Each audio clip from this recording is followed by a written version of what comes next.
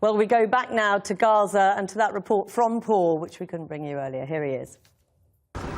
At 1 minute to 2, as Hamas was about to start its ceasefire, Israel struck. And then silence, except for tanks and bulldozers digging in just inside Gaza. This is what Israelis are seeing on TV, footage of their soldiers inside Gaza finding what they say are Hamas explosives inside a house. There isn't a house without evil, or almost. It's incredible. We will go there. All these houses have militants' ammunition in them. This house over there is a Hamas bunker. We hit dozens of terrorists here. But that footage, location undisclosed, tells only one side of the story. This, from Khan Yunis, tells the other. The dead, the wounded, and the bereaved.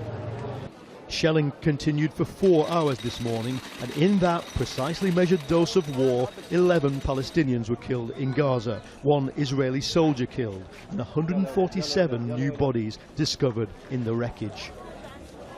Today's pause is the product of intense diplomacy. Documents leaked today show America piling pressure on Israel for a ceasefire with only vague conditions for Hamas. Asked if he was worried about vanishing US support, the Israeli PM said this. The United States has been unequivocal in supporting Israel's right of self-defense and condemning Hamas for using civilians as human shields, and I think that unequivocal support is necessary if we're going to have a successful conclusion to this operation. Because if Hamas comes out winning, not only in the propaganda war, but it actually shows that it actually received a lot of goodies, I think that peace will be very, very hard-pressed. I think it will be very hard to move peace forward. Gaza is shattered, not just by 22 days of war, but years of conflict and blockade. For days, this beach has been off limits due to the Israeli bombardment.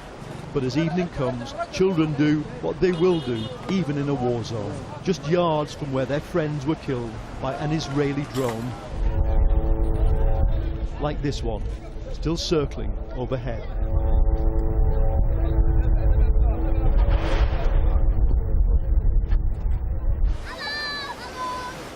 For 3 weeks they've lived amid the noise of killing.